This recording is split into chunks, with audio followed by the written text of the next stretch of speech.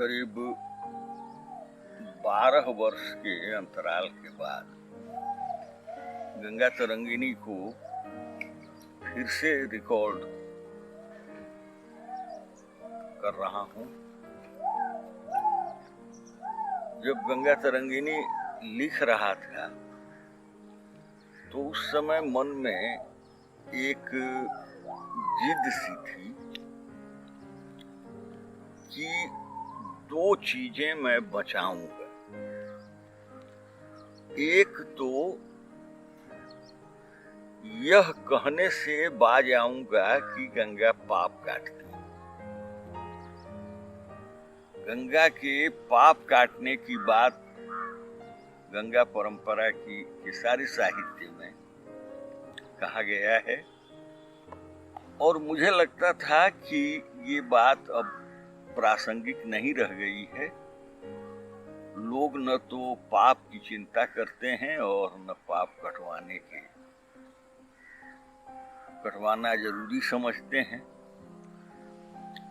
तो एक जिद थी कि पाप की चर्चा नहीं करूंगा और दूसरी यह कि जो मन्नतें मांगी जाती हैं गंगा से, ऐसी कोई मन्नत नहीं मांगूंगा।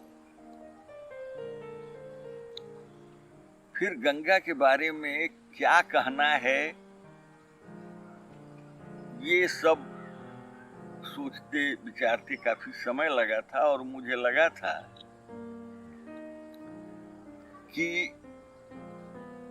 गंगा के बहाने लोकतंत्र पर कुछ चर्चा की जा सकती है और उसे ही मुख्य कथ्य बनाते हुए मैंने गंगा तरंगिणी के कुछ छंद लिखे। आवश्यकता इस बात की थी कि पृष्ठभूमि के तौर पर उन परंपराओं और उन विश्वासों की भी चर्चा की जाए जो हमारे प्राचीन साहित्य में व्यक्त हुए और जो लोक मत में व्यक्त होते हैं।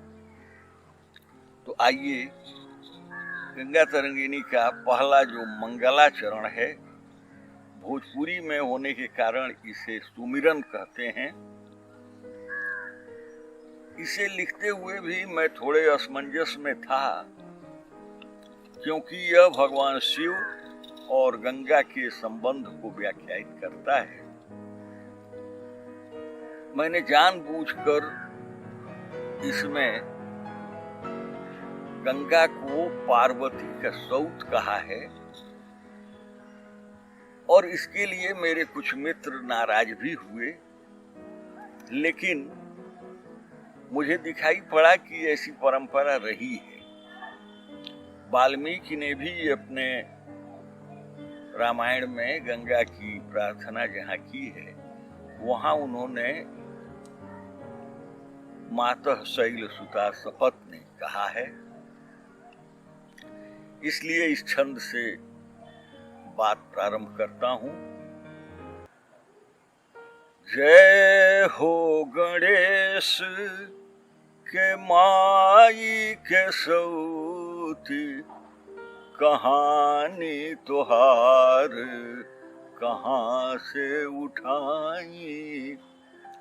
बाबा के मूड़ी पे तू चढ़लू, तोरे रूप के कौन बखान सुनाई।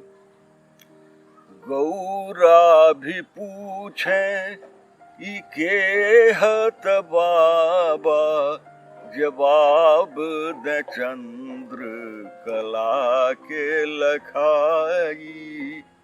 हे गिरहस्ती के रेर बहेर, मोरे कविताई के राग पुराई। ये सुमिरन है गंगा का। फिर कुछ छंद वो जो कथा और पुराण के रूप में वर्णित है। बाप से दादा से माई के फुआ से गंगा के अइले के सुनली कहानी। पोथी पढ़े के सहूर भइल, तब पढ़ले किताबन के मन मानी। कैसे सगर के सपूत मरे, फिर कैसे भगीरथ हूँ तप ठानी। ब्रह्मा का कैसे कमंडल डोलल, कैसे पसीजे ओढ़र दानी। कैसे चली हहरात छछात, त रोके के कौनो उपाय न सूझे। छेदी के भूमि पताले समय है, ई बात भगीरथ के मन बूझे। शिव के मनावन कैले में ऊ, फिर से कई वर्ष तपस्या में जूझे। फूली जटा शिव ठाढ़ भये, तन चाँद देखाय न सूरज सूझे। मेघ नियर लहराइल केस, तशेष कहूँ न आकाश में छूटल। माथे के तीन भभूत के रेख, बुझाय की बिजुरी तड़ाक से टूटल। गटई के नाग उठल फुफकार, तब बिजुरी से बिजुरी बुझाय की जूटल। सूढ़ उठल गणनायक के, ओने नंदी के सिंही डकार के उठल। बाहि सम्हारी धरे करियाव पे, जांघनी में सब जोर समाइल। मऊरा जे घूमि गईल रचिका, तब छातिया कान्ह के मांस तनाइल। खींच के सांस जे कुंभक कैले, त लागई सौंसे आकाश टंगाइल। आँखी उठा के जे ताकेले ऊपर, देखी त धार कहाँ तक आइल। धार तयावत देखी परे, पर जाय कहाँ ई बुझाय न आगे। सामने ठाढ़ भगीरथ के, पुतरी नहीं ले मन से मन में अनुरागे। आ गईली गंगा समूहे, सब ताप मिटल सब संकट भागे। मोरे अभागा के पुरखन के, सब पुण्य प्रताप यही क्षण जागे। शिव के जटा में बन्हाइल धार, तब फिर से भगीरथ कैले चिरौरी। हे गिरिराज किशोरी के नाथ, दया कर हमरे पुरनियन ओरी। राखी भइल परिवार हमार, अनेर सदा शिव आँखि न फेरी। धरती के दाह बुतावे बदे, बस एक के गोधार गरीबन ओरी। धरती के दाह बुतावे बदे, बस एक के गोधार गरीबन ओरी। हे शशिधर गणनाथ पिता, हे दिगंबर व्याली कपाली निहोरी।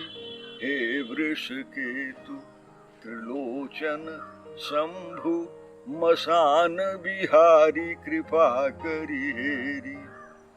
हे विश्वनाथ अपर्णापति, शिव शंकर मोर विपत्ति निवेरी। धरती के दाह बुतावे बदे, बस एक के गोधार गरीबन ओरी। बेकल बोली भगीरथ के, त चक्के में बाबा के कान पड़ल बा। टूटल ध्यान वो ओढ़र दानी के, बड़वर बड़वर आँखी खुलल बा। हाथ उठौले जटासरियों ने त भीतर से जलधार चलल बा, आगे भगीरथ पीठ पे गंगा, जहान में एक नई हलचल बा। देखी के रूप यह मन होला, कि धार के गोदी में ले उठाई, दौरी पहाड़न घाटिन में कबो कान्हे चढ़ाई या माथे उठाई। चाहे जहाँ कहे बिटिया, वही ठाव ले जाई उतारी के आई। जू मिली कर झीन के पाँव, अधूरी संहारी के माथे लगाई। उज्जर झबला बा उज्जर चोटी, कपारे पे उज्जर फूल खोसाइल। पाँव में चांदी के पायल बाजे, क्षमा क्षम भागे त आँखी लोभाइल।